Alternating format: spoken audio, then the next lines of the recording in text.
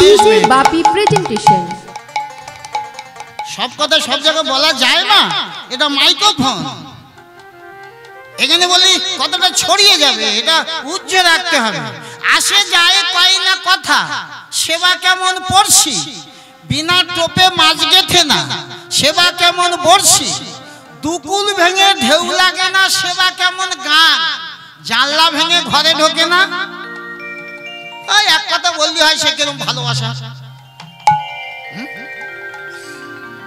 কি গো মা, সত্যি যদি কোনো ছেলের সঙ্গে কোনো মেয়ের সঙ্গে কোনো ছেলের ভালোবাসা হয়, সুযোগ পেলে দরজা যদি বন্ধ থাকে জানলা ভেঙে ঢুকবে। কিন্তু ভালোবাসা হলে তবে তো। বিনা হালে নৌকা পায় না, ধোসারহাটে তখন নৌকো চলতো মা, এখন আর নৌকা টৌকা নেই, একেবারে 600 নৌকা।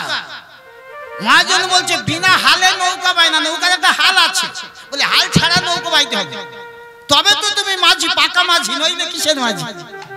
হ্যাঁ, বিনা হালে নৌকা পায় না কিরকম ভাবে মেয়ে, আর স্বামী থাকতে পাশে একটা করে ভালোবাসা রাখে না, এরা বা কিরকম ভাবে মেয়ে। কারবার ঘোলা কিন্তু মা, হরিনাম শুনলে হবে না। স্বামী বলে তো কাছে রেখেছো, সেটা খুব ভালো, বলে একটাই হবে না, আর একটা রাখতে হবে। আর একটা রাখলে কি হবে, বলে তোমার এটাও ভালো থাকবে, তুমিও ভালো থাকবে। হ্যাঁ, আপনারা ভাবছেন দাদা ভাই তোমার ভাইরা যদি শোনে তাহলে তোমার পিঠের চালে 2-4 ঘা দিয়ে দেবে, পারে দেবে। আমি যদি ভুল বলি দেবে, আর আমি যদি ঠিক বলি তাহলে দেবার কায়দা নাই। আরে আমি তো বলিনি, বলেছে লোচন দাস। রাধে রাধে। তাহলে বিনা হালে নৌকা পায় না, তারা কেমন মেয়ে, স্বামী থাকতে ভালোবাসা করে না, কেমন ভাবের মেয়ে। বিনা হালে নৌকা পায় না, কেমন ভাবের মেয়ে, স্বামী থাকতে ভালোবাসা করে না, কেমন ভাবের মেয়ে। লোচন বলে ওই মেয়েটা পারে দোকানদারি, পারিস যদি ধরিস মেয়ের যুগল চরণ তরি। লোচন বলে ওই মেয়েটা পারে দোকানদারি, পারিস যদি ওই মেয়েটার ধরিস যুগল তরি। ধরে জন ছেড়ে দিবি না, ধরে জন ছেড়ে দিবি না, ধরিস যদি শক্ত করে, ধরে জন কেউ ছেড়ে দিবি না, ধরিস যদি শক্ত করে, ধরে জন কেউ ছেড়ে দিবি না। ভক্তিমতী মায়েরা, আসে যায় কয় না কথা। এবছরে বাবা ঠাকুরদের বাসরে আপনাদের চরণে আমি এসেছি, আবার যদি কোনোদিন আসি আপনারা ভাববেন ও তো আমাদের সেই দাদু ভাই এসেছে। একবার দেখা হয়েছে, চেনা হয়ে গেছে। কিন্তু মহাজন বলছে একটা লোক আপনার আমার ঘরে প্রত্যেক দিন 24 ঘন্টায় আসে 21,600 বার। বাবা 2-1 বার নয়, 21,600 বার। তা যে লোকটা আমার জন্ম থেকে মৃত্যু পর্যন্ত 21,600 বার এলো, ওর সঙ্গে কি একটু পরিচয় হওয়ার দরকার নেই? কি গো মা, পরিচয় হওয়ার দরকার আছে। আপনারা ভাবছেন কই কেউ আসে না যায় না, বসে বসে হিসাবটা কষে নেন, এই ঢুকছে আর বেরোচ্ছে। আসে যায় কয় না কথা, কেরম ভাবের পড়ছি, বিনা টোপে মাছ গেতে না, কেরম ভাবের পড়ছি। আগেই বলেছি না, সংসার ভালো সংসার করুন, অসুবিধা কিচ্ছু নাই। আপনি সংসারের কাজের মধ্যে থাকুন, কিন্তু মন বর্ষি এ সদা সর্বদা যেন আমার গোবিন্দের চরণে থাকে। দুকুল ভেঙে ঢেউ লাগে না, সেবা কেমন গান। হরি কথা, কৃষ্ণ কথা, রসের কথা, ভাবের কথা, প্রেমের কথা বলতে বলতে, শুনতে শুনতে যদি চোখের জল টুপোটা না ঝরে, তা কিরকম ভাবের গান। এ তো ফল্গু নদী, ও তবু বালি টানলি জল বেরোবে, কিন্তু এ জল বেরোবে না। কি মা, আর জানলা ভেঙে ঘরে ঢোকে না, সে কিরকম ভালোবাসা। দেখুন, সত্যি যদি গোবিন্দকে আমরা ভালোবাসতাম, মাগো গোবিন্দকে যারা ভালোবাসে, যেখানে যে অবস্থায় থাক, যদি কৃষ্ণ কথা হয়, যদি আমি কৃষ্ণ বন্ধুকে ভালোবাসি, কৃষ্ণ বন্ধু আমার দেহ ঘরে এই দুটো জানলা দিয়ে আমার ঘরের ভিতরে প্রবেশ করবে। শোন শোন কৃষ্ণ কথা শোন। বিনা হালে নৌকা বায়না কিরম নেই, কিরম মাঝি বিনা হালে নৌকা বায়না, আর স্বামী থাকতে ভালোবাসা রাখে না কিরম ভাবের মেয়ে। মায়েরা কিছু মনে করো না, বলতে বলতে একটু বেশি বেশি হয়ে যায় মাঝে মাঝে। আচ্ছা স্বামী বলে যাকে কাছে রেখেছেন, আমি হলো আমার স্ত্রীকে যদি জিজ্ঞেস করি আমি স্বামী না আসামি? মা গো, স্বামী বলে যাকে কাছে রেখেছেন স্বামী না আসামি? যদি বলেন কেন, মহাজন বলছে, তত্ত্ব বলছে, কোন কারণে দেহ ঘরের মোটকার জল একবার যদি নিচে নেমে যায় 60,000 জীব আমরা ধ্বংস করে দিই। 60,000, দুটো একটা নয়। এরা আবার বলে আমরা নিরামিষ খাই। কি নিরামিষ খাবি? আগে গাঁট কর। হ্যাঁ কি বাবা, নিজের রাস খাওয়াটা আগে বন্ধ কর, তবে তো নিরামিষ খাবি। এটা বন্ধ করতে পারবি না, নিরামিষ খাবি কি করে? মা গো, 60,000 জীব ধ্বংস করে দিই। তার প্রমাণ শিব দুর্গার বিয়ে হচ্ছে। বিয়ে দিতে গেল সৃষ্টিপতি ব্রহ্মা দুর্গার রূপ দেখে মন টলে গেল। আপন নিয়মে ব্রহ্মবস্তু ধ্বংস হয়ে গেল।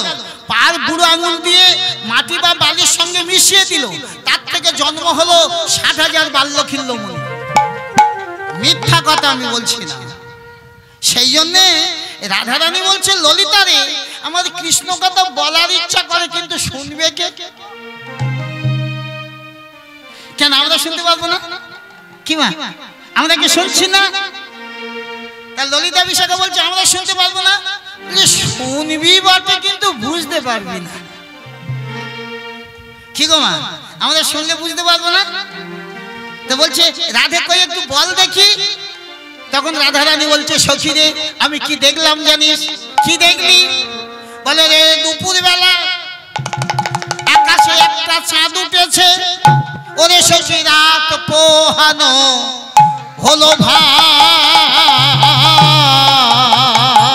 সখীরে দুপুরে চাঁদের উদয়,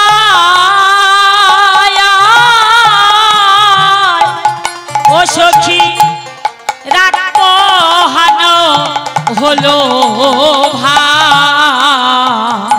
পূর্ণিমাতে ঘরে অমাবস্যা।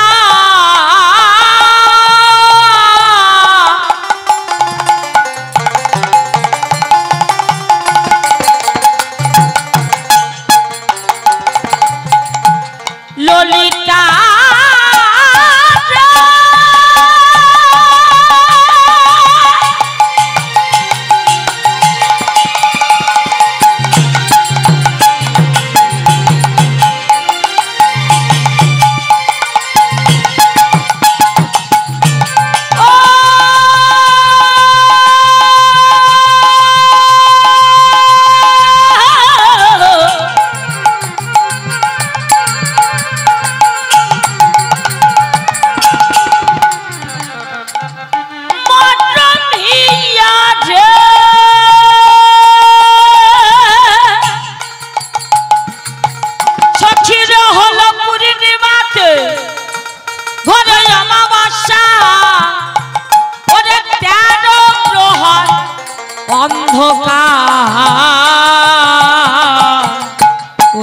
দুপুরে চাঁদের উদয়,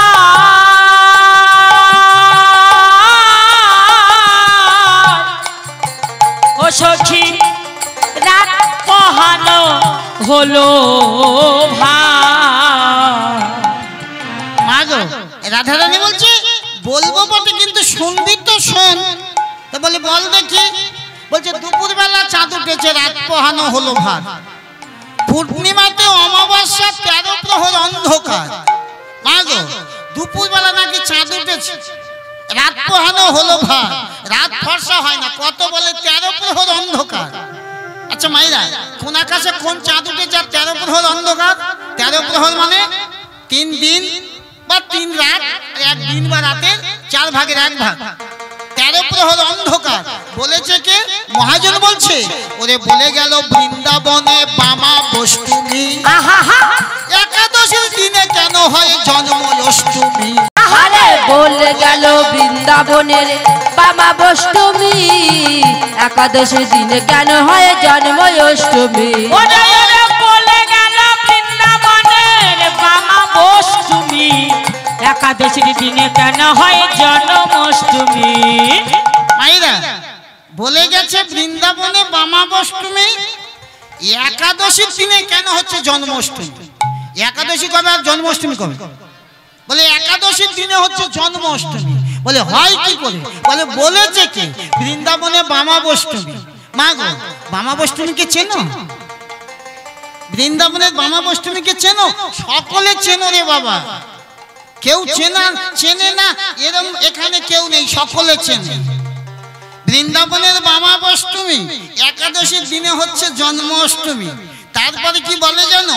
ময়রা মামি কোলে স্বামী বসে রয়েছে, দেখি মামির গর্ভে 3টে ছেলে হয়েছে। মা গো, বিচার করবেন চরণে, স্বামীকে কোলে নিয়ে বসে আছে, ছেলে হয় কি করে? বলে 3টে ছেলে হয়েছে। বলে হলো কবে? মহাজন কলম দিচ্ছে, একটা ভাদ্র মাসের 13ই পৌষ।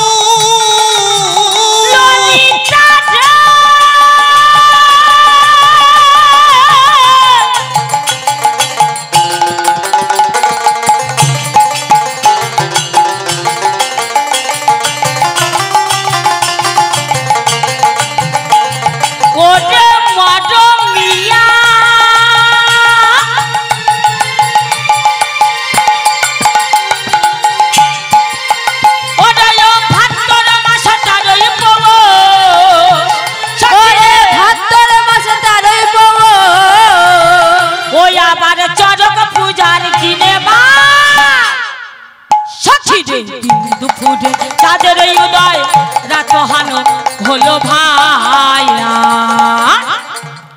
ভক্তিমতী মায়েরা, 3টে ছেলে হয়েছে, একটা ভাদ্র মাসে, একটা 13ই পৌষ, আর একটা চড়ক পূজার দিন। মায়েরা বাবারা, ভাদ্র, আশ্বিন, কার্তিক, অঘ্রান, পৌষ, তাহলে একটা হওয়ার 5 মাস পরে একটা, মাঘ, ফাল্গুন, চৈত্র, তার 3 মাস পরে আর একটা। এইসব কথা আমরা বিশ্বাস করি না। হ্যাঁ কি মা? ছেলে গর্ভে থাকে 10 মাস 10 দিন। কি মা, এখন তো হিসাব, এখন সকলে জেনে গেছি। ওই তো ডাক্তার দিদি বসে আছে, উনি খুব ভালো জানে আমার চেয়ে।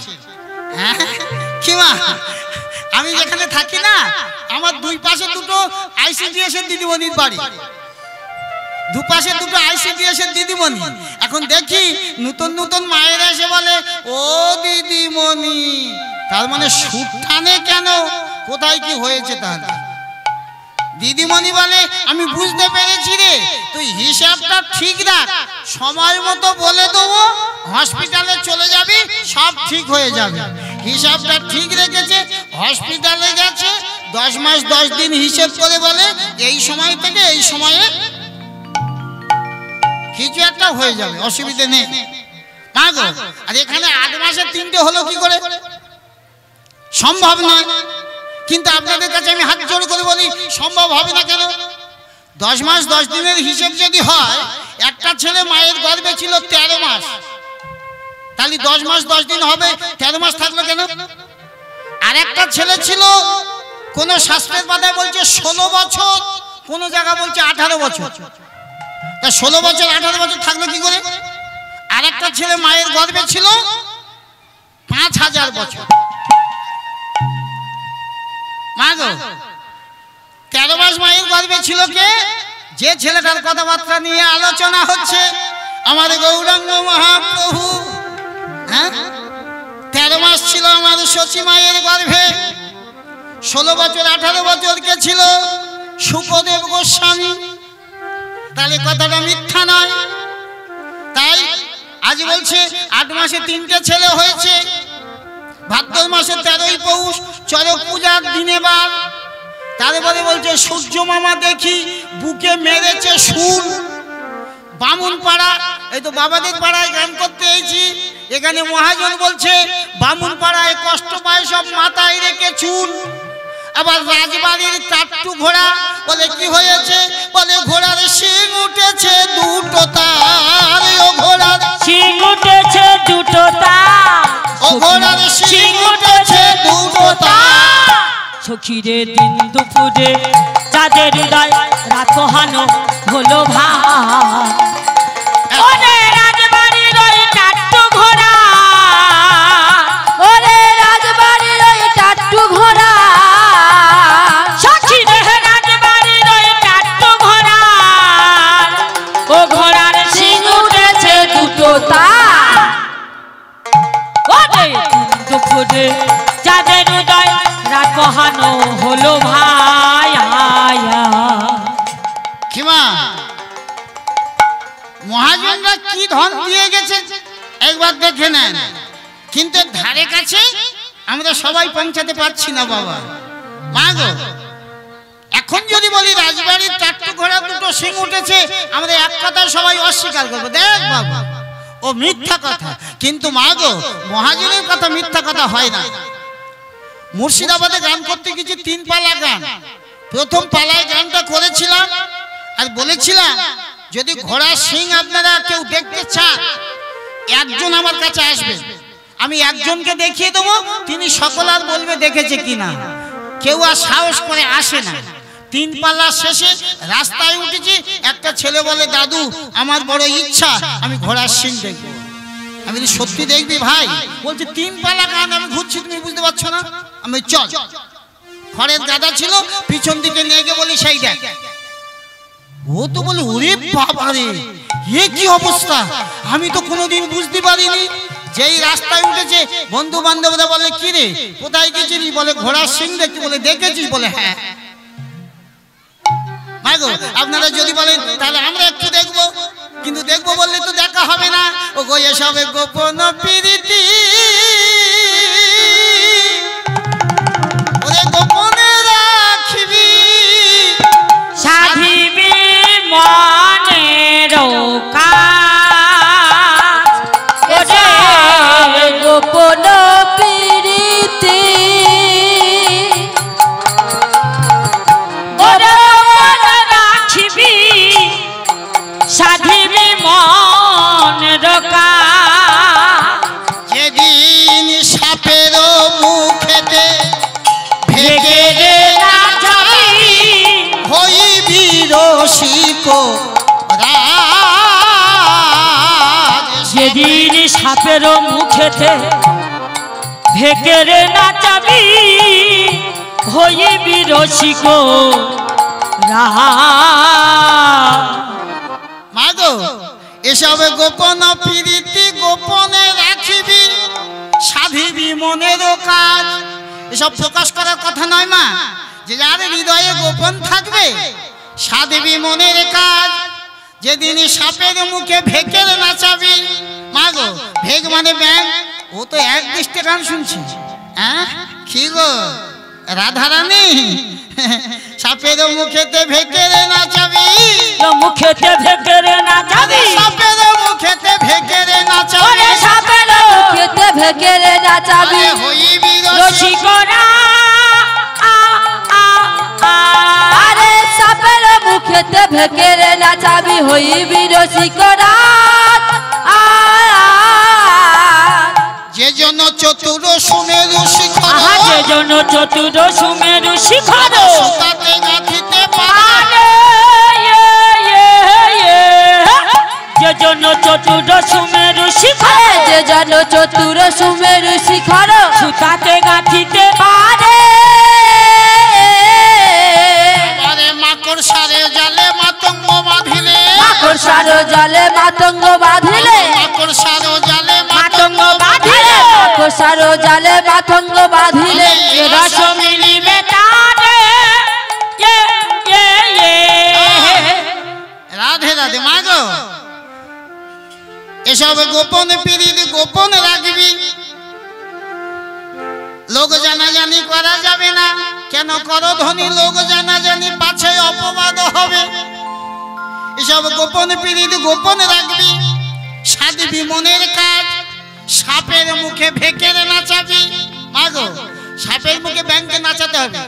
তবে রসিকরাজ, জগতে যে জন চতুর যারা চালাক, সুমেরু শিখর পর্বতের চূড়া সুতায় গাঁথতে পারে, মাকড়সার জালে মাতঙ্গ বাঁধিলে হরিনামের রস মিলবে। তার রস খাবো বললে হবে না, মাকড়সার জাল।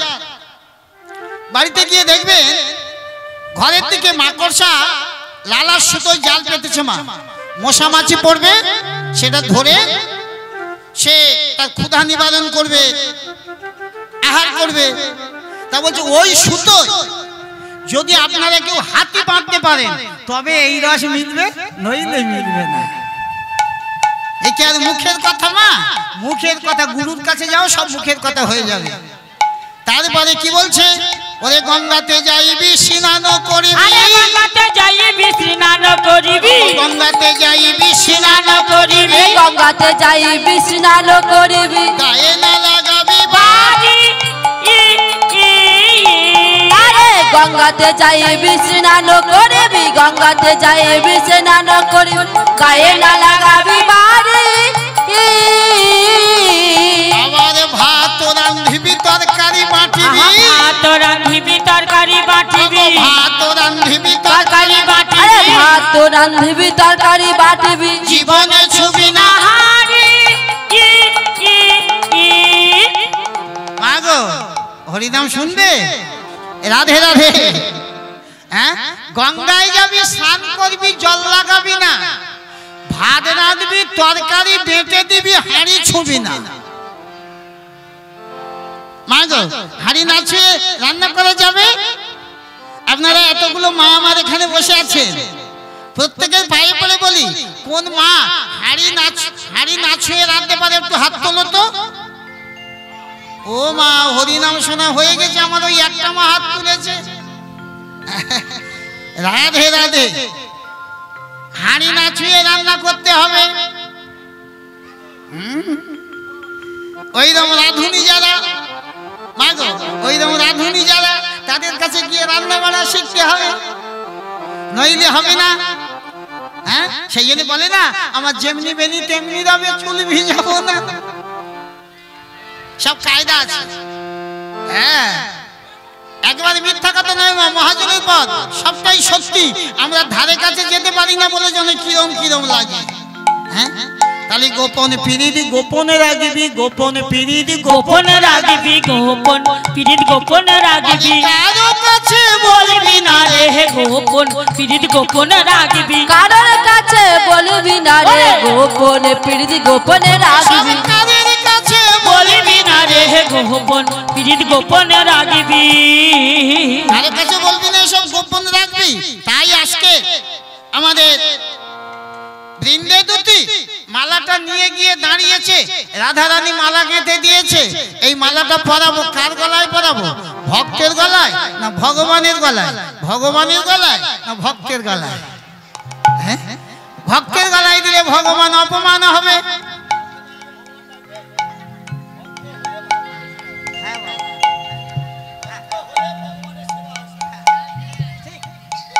হ্যাঁ, হরে কৃষ্ণ বাবা। রাধে রাধে, রাধে রাধে। বাবা ঠিক কথা বলেছে, অসুবিধা কিছু করেনি। ভক্ত দিলে তবে তো ভগবানের সেবা হবে, নইলে হবে কি করে? রাধে রাধে। তবে এটাও না নয়, বহু রকমের ভক্ত থাকবে, সকলকে নিয়ে চলতে হবে, কিছু করার নেই। রাধে রাধে। হ্যাঁ, আমার গৌরাঙ্গ মহাপ্রভু সময় ছিল না, জোগাই মাধাই কি কারবারটা না করলো। হ্যাঁ বাবা, জোগাই মাধাই কি কারবারটা করলো। হ্যাঁ, একবারে রেগে মেগে গিয়ে মেরেছে কলসির কানা। ওমা, এরকম ভগবান কোন যুগে এসেছিল? একমাত্র কলি যুগে। আর কোন যুগে এরকম ভগবান আসেনি।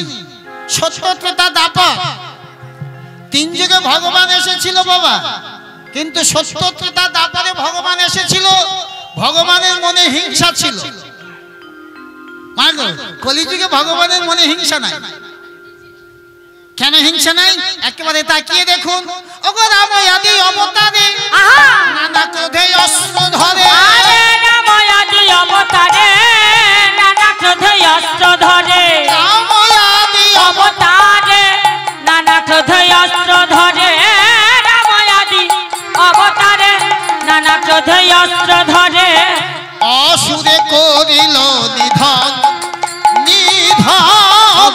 অসুরে করিল নিধন নিধন।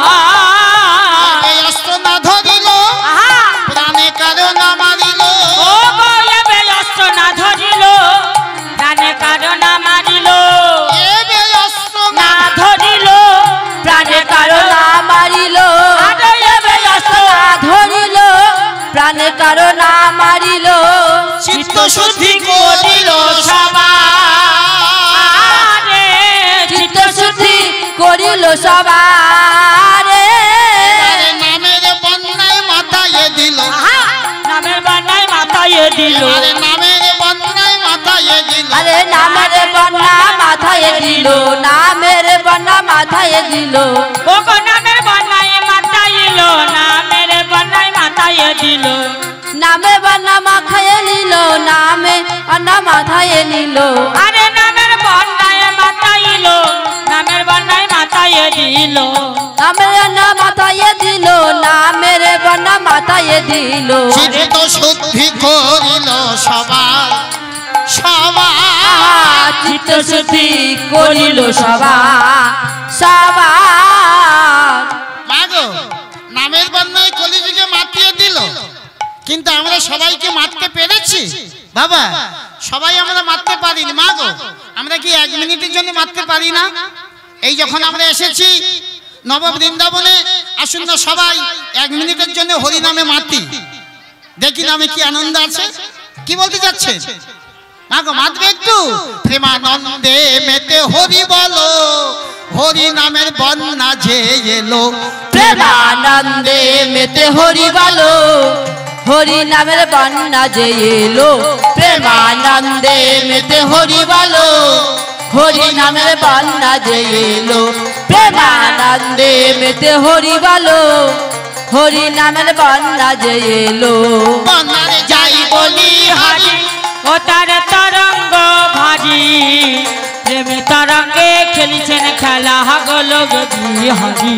বন্যারে যাই বলি হারি, ও তার তরঙ্গ ভারী।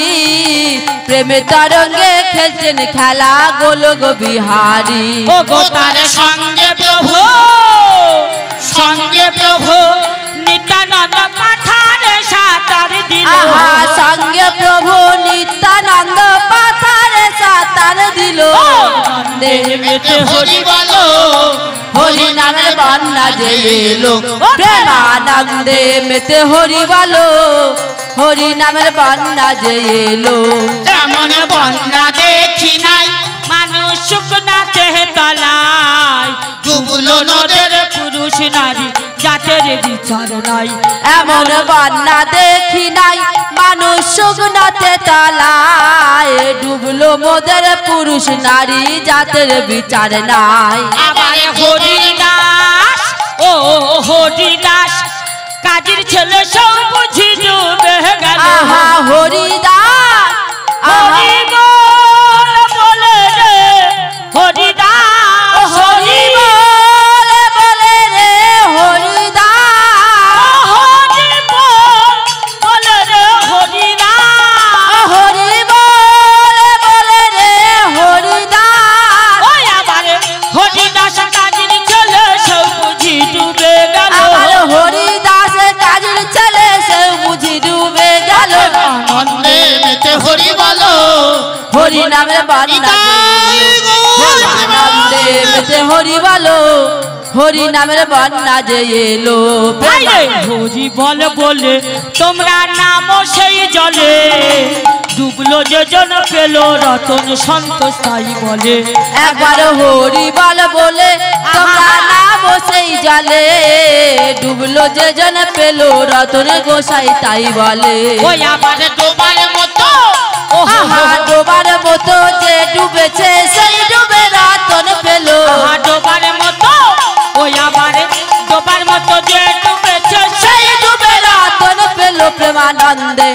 মেতে হরি বলো হরি নামের বন্যা যে এলো প্রেমানন্দে মেতে হরি বলো হরি নামের বন্যা যে এলো। জয় রাধে মায়েরা, তাহলে সবাই মিলে হরি বললে ভালোই তো। হ্যাঁ, বলার সময় আর হয় বা না হয়।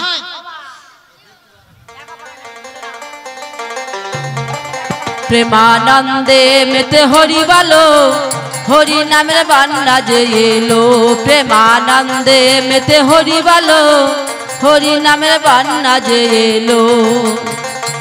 এমন বন্যা দেখি নাই মানুষ শুকনাতে টালায় ডুবলো মোদের পুরুষ নারী জাতের বিচার নাই।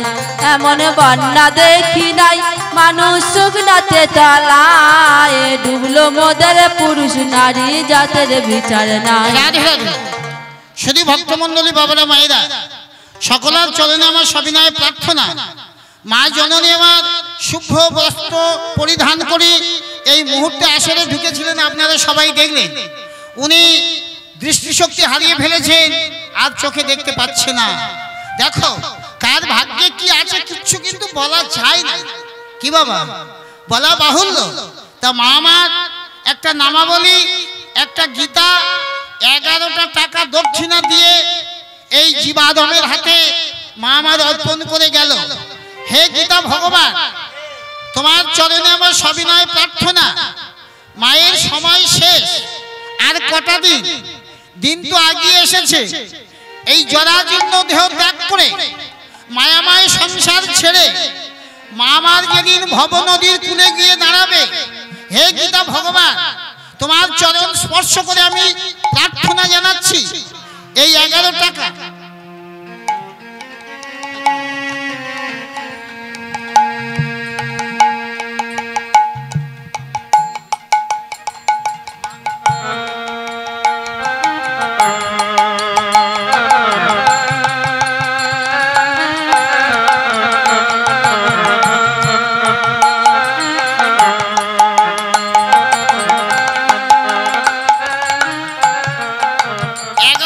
দক্ষিণা গীতা নামাবলী মা আমার দিয়ে গেল। হে গোবিন্দ, হে রাধারানী, এই দান তুমি তোমার চরণে নিও, আর এই দান চরণে নিয়ে আমার প্রার্থনা চরণে রেখো। মা যেদিন এই মায়াময় জগৎ ছেড়ে ভব সাগরের কূলে গিয়ে দাঁড়াবে, এই পারের কড়ি রূপে এইটুকু চরণে নিও, আর সেদিন ভবপারের তরণীটা নিয়ে এসে পার ঘাটায় দাঁড়িয়ে থেকো, আর কৃপা করে আমার মায়ের কি করবে, দয়া করে ভব পারে পার করে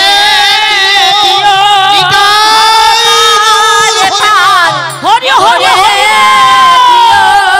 ভব পারে পার করে দিও, পার পার করে দিও, পারের করি তোমার চরণে নিও,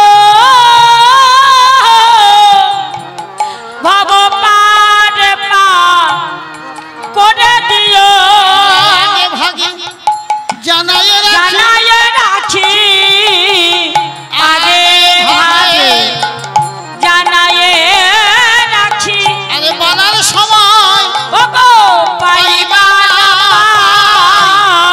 আগে ভাগে জানায় রাখি। আমার এতগুলো বাবা মা এখানে বসে আছে, কার কপালে কি আছে কিচ্ছু বলা যায় না। মা আপনাদের চরণে কীর্তন করছি, একটু পরে গান ছেড়ে বাড়িতে যে ফিরে যাব এরকম কোনো ভরসা নাই। ভগবানের ইচ্ছা ছাড়া বাবা গাছের পাতাও একটা নড়ে না। সেই গোবিন্দে কৃপা হলে অনেক কিছু হয়, আর গোবিন্দ যদি নির্দয় হয়, ভগবান বললে দয়া তো করবো বলে আমি তো আছি, 2 হাত বাড়িয়ে আছি, তোদেরকে আমি বুকে নেব, তোরা যদি 1 হাত না বাড়াস আমি নেব কি করে? কি গো মা, ভগবান 2 হাত বাড়িয়ে আছে। দেখবেন বাচ্চা ছেলেদের মা গো বারান্দা দাঁড় করে দিয়ে ঝোপো ঝোপো ঝোপো ঝোপো ঝোপো ঝোপো, ও আমি ধরবো কিনা, পড়ে গেলে হাত পা ভাঙবে কিনা, কোনো চিন্তা নাই, ধাম করে দিল ঝাঁপ, আর মা বাবা বুকে জড়িয়ে ধরল। আমরা ভগবানের নাম করে যদি কৃষ্ণ নামে ঝাঁপ না দিই, ভগবান আমাদের বুকে নেবে কি করে? তার চেয়ে আমরা কি করি জানো মা? এই দেখুন আমার ওয়াইফ বলে, ভগবানের কাছে আমি কি পাপ করলাম গো, আমার এমন রোগে ধরলো আর ছাড়লো না। বাবা গো, কিচ্ছু না হলে 20টা বছর, মা গো, একদিন দুদিন নয়, 20টা বছর তা দুজনে বলা কওয়া করি। আরে এ জন্মের পাপ না হোক কোন জন্মের পাপ ছিল? মা গো, এই জন্মের পাপ যে এই জন্মে ভোগ করতে হয় এমন কথা নয়। কোন জন্মের পাপ আমাদের ছিল? যদি বলো বাবা এ জন্মের পাপ আবার অন্য জন্মে ভোগ হয়, দেখুন গান্ধারীর পাপ করেছিল আর সেই পাপ 108 জন্ম পরে তবে ভোগ হলো। কি গো মায়েরা, একটু বলবো নাকি? বলবো বাবা? রাধে।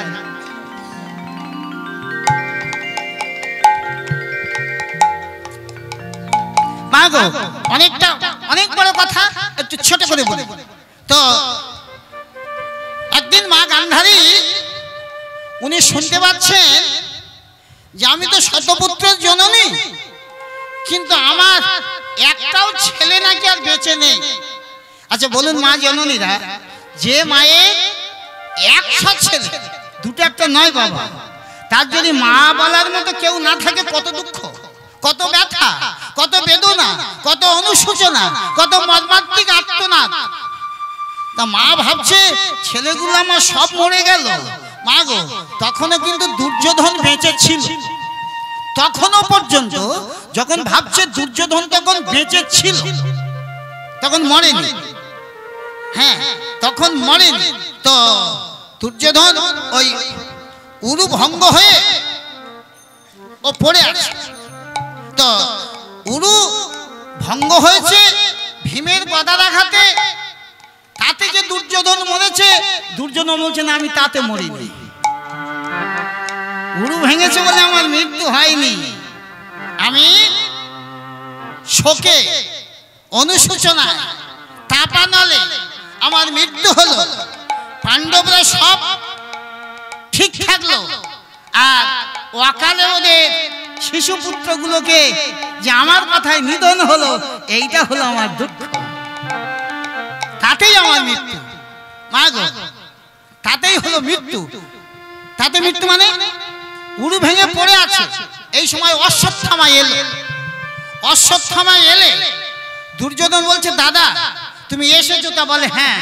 বলে আমি এখনো কিন্তু বেঁচে আছি।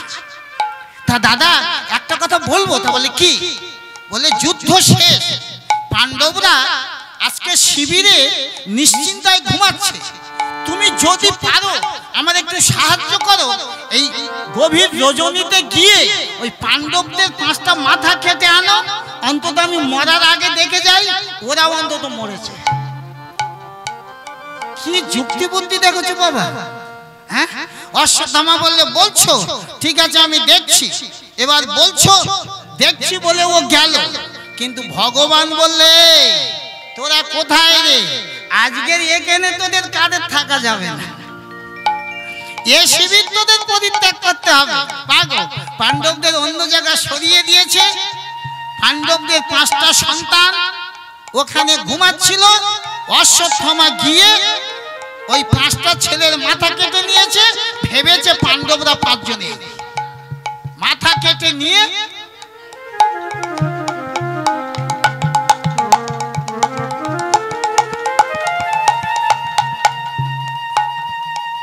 পুটলি বেলে এনেছে। এনে বলছে দুর্যোধন ভাই। তা বলে কি? বলে এনেছি। এনেছে দাদা? ওহ, আমি এইবার মরে শান্তি পাবো যে আমার মৃত্যুর আগে পাণ্ডবদের অন্তত আমি শেষ করে তবে মরেছি। খুব আনন্দ হচ্ছে। দেখি দাদা ভীমের মাথাটা আমার কাছে দাও তো। মাগো, ভীমের মাথাটা যখন বেঁচে দুর্যোধন এইরকম করে ধরেছে, মরমর করে গুঁড়ো হয়ে গেছে। যেই গুঁড়ো হয়ে গেছে বলে সর্বনাশ করেছো দাদা, এ তুমি কার মাথায় এনেছো? ভীমের মাথায় এত শক্ত, আমি তো হাতে ধরে গুঁড়ো করতে পারবো না, কিন্তু তো গুঁড়ো হয়ে গেল। এ কি সর্বনাশ করেছো? তুমি অন্ধকারে লোক চেনোনি, কাদের মাথা কেটে এনেছো? যাও গিয়ে দেখো। এবার গিয়ে দেখলো পাঁচটা শিশু ছেলে ঘুমাচ্ছিল, ওদের মাথা কেটে এনেছে। দুর্যোধনের কাছে এসে বললে, এই যা দুর্যোধন, বিপদ হয়ে গেছে। বলে কেন? বলে পাঁচটা বাচ্চার মাথা কেটে এনেছি, আমি বুঝতে পারিনি, অন্ধকার রাত্রি। দুর্যোধন বললে, দাদা সর্বনাশ করেছিস, এক কোন পাপে আমার এই অবস্থা। আবার নিষ্পাপ